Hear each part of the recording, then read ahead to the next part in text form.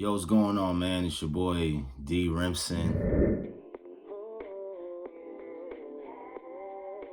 Welcome to my YouTube channel. This is my first introduction video, or one of my first introduction videos. So I hope you guys enjoy the content. I've been posting a lot of shorts of me producing, me making beats, me making compositions, and posting them as shorts. So I appreciate you guys.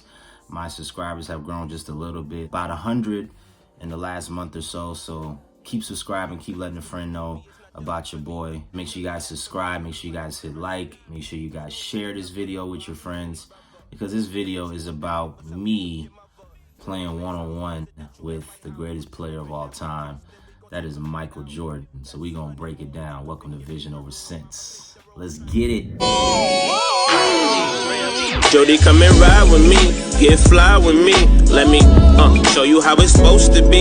Do the most with me, make a toast with me. Let me. My grandmother, rest in peace to her, God rest her soul, she took me to his basketball camp. I believe I had to be 9 or 10. One of those. She took me so many times. Probably the best gift that I feel like my grandma has given me, outside of the quality time that we spent together. Every time I went to camp, I was able to network with a lot of people, make new friends. Even though it was a 10-day camp, she took me for 2 sessions. It was just amazing to get to meet people. Like Disney stars would come at the time when Disney Channel was really popping. You know, Kyle Massey would show up, and you know, Raven Simone would make a guest appearance because her brother would come to the camp. So I learned a lot, man, really. But just to get to the meat of the story, I am the Kobe Bryant fan that played Michael Jordan one-on-one. And this happened the very last year, right when I graduated high school. It's crazy because Michael Jordan, for some reason, he was familiar with my face. He actually knew me by name when I went to his camp, because I went so many times. The first time I met Michael Jordan, I remember playing in a scrimmage. He was driving a motorcycle to the gym. We were at Santa Barbara, UC Santa Barbara, where the camp was held at. And I saw this guy, and he was riding his motorcycle up to the gym, so you can kind of see it through the glass. And I'm thinking like, okay, who's this guy, right? I didn't know it was Michael Jordan. He had his biker outfit on, had the helmet on, you know, so it was kind of like Superman was about to come into the doggone arena. But I didn't know it was Michael Jordan. It was just weird because everybody else was just looking regular. And then we just seen this tall dude with a biker outfit on. Some people was like, man, that looked like Mike. But I've been to camps before where, you know, a lot of the biggest players don't come to the camps. You know, they'll send like the 12th man or the 11th man to the camp as a guest appearance. So Michael Jordan coming to his own camp, I really thought that was just a dream that wasn't gonna come true. I'm just gonna be honest with you. I didn't think that man was coming to his camp at all, but it just shows how much I know, because he had a camp way before I even went, and he actually showed up. So when I was a kid, I used to always talk about how I was gonna meet Michael Jordan. My grandmother, once again, she sent me tapes of Michael Jordan's Come Fly With Me, Michael Jordan's Playground, Space Jam at the time just hit VHS. So she would send me those tapes, and I would literally watch those tapes. NBA Jam Session, and it was just Michael Jordan highlights, and I was like, man, like, this guy's incredible. So I just had this dream when I was 5, 6 years old that I was gonna meet Michael Jordan. I kept walking around the house with a basketball saying, I'm gonna play Michael Jordan one-on-one. I'm gonna meet Michael Jordan. I'm gonna meet Michael Jordan.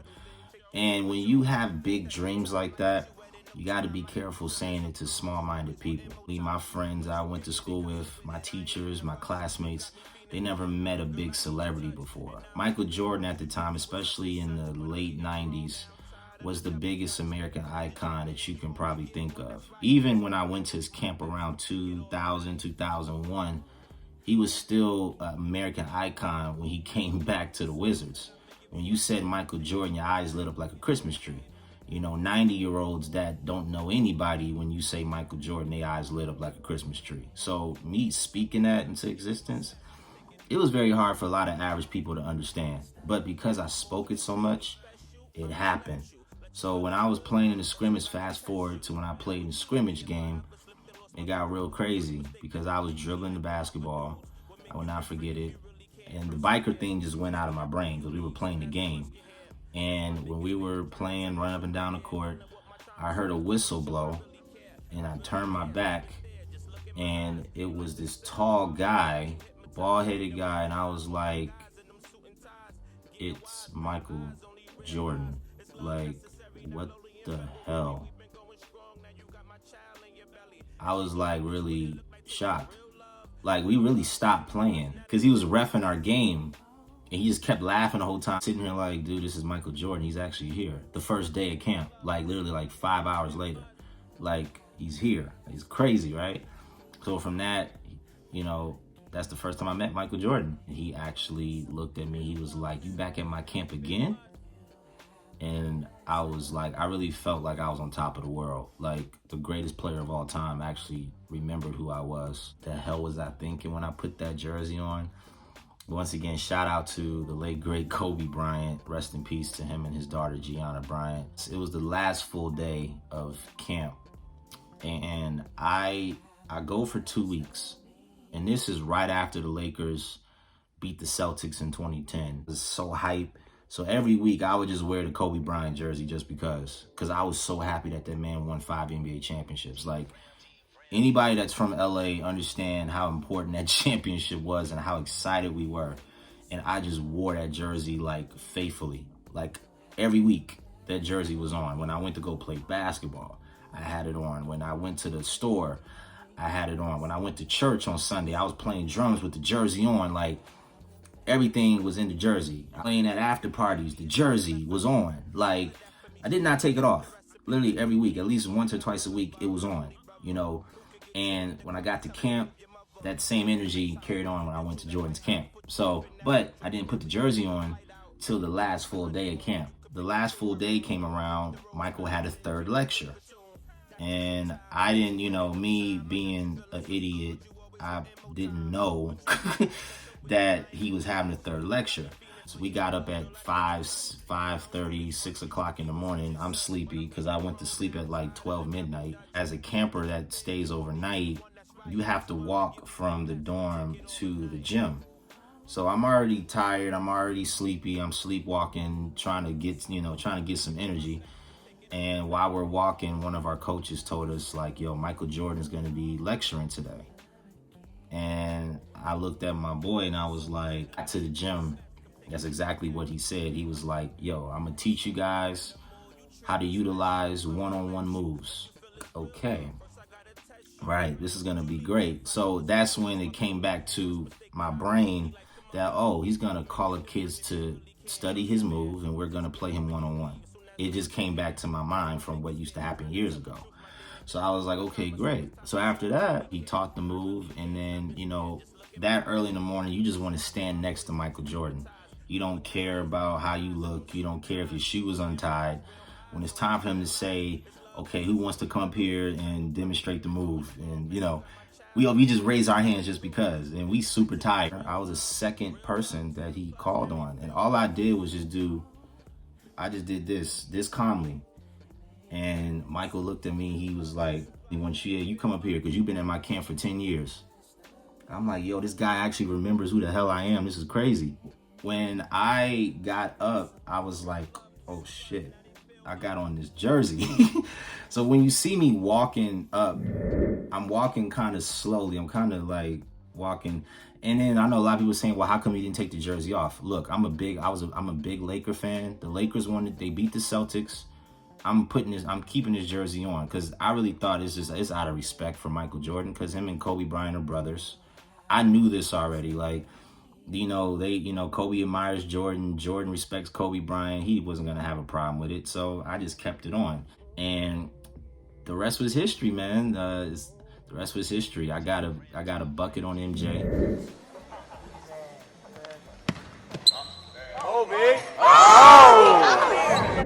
Which he's not going to admit to that. He's probably going to think that just gave me that shot, which he did, but who cares? It's on video. It was the laziest move I've ever done in my life when I played basketball. I look so stiff, man, because it was so early. Like, Michael doesn't allow you to get any warm-up shots. I learned so much from Michael Jordan, man, and I learned that he talks a whole lot of trash.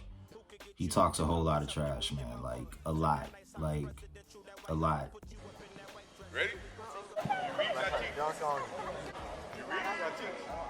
He kept saying, you reach, I teach, and You know, you can't guard me. He hand checks.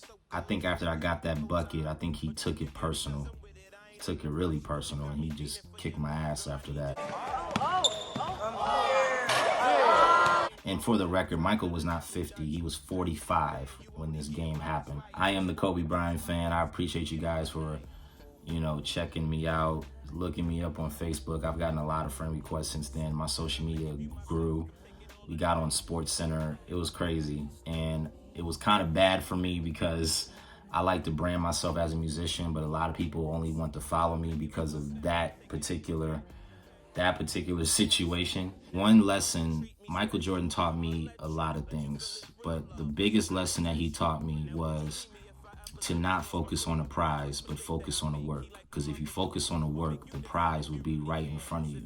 And I say that because, and I want to give you guys that quote that he gave us and he's given me when I was at his camp, because in my industry, in any industry, we look at things as if it's a lottery ticket business, and we don't really understand the importance of process. You know, everybody wants to be a professional, but the best professionals are the ones that don't skip the process. They don't skip the work.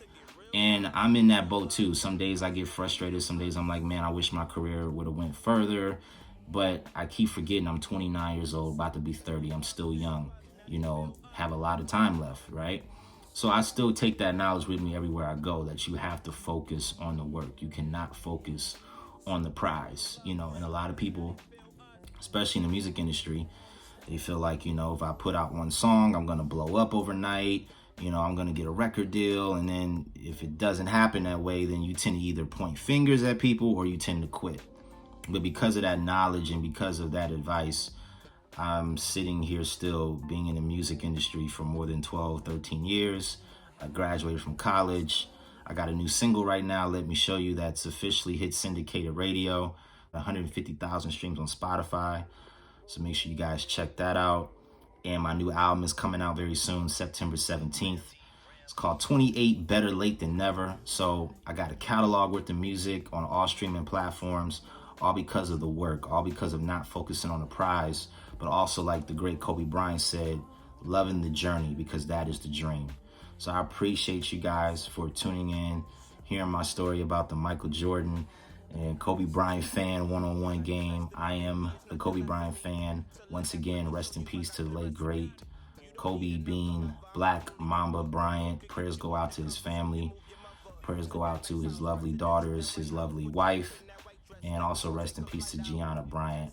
I appreciate you guys for checking me out. Make sure you guys subscribe. Make sure you guys like, share, comment, leave your comments. Let me know what you guys think of this video. I am posting the link of the video with me and Michael Jordan. Shout out to Jimmy Ballers 20. Shout out to my brother Blake Scott, who was the originator of recording the video. And I'm gonna post more soon, man. Y'all stay up with me. It's your boy D.Rim signing off. Peace. Showtime. D.Rim. Something smooth, a little groove. 2021. And don't stop.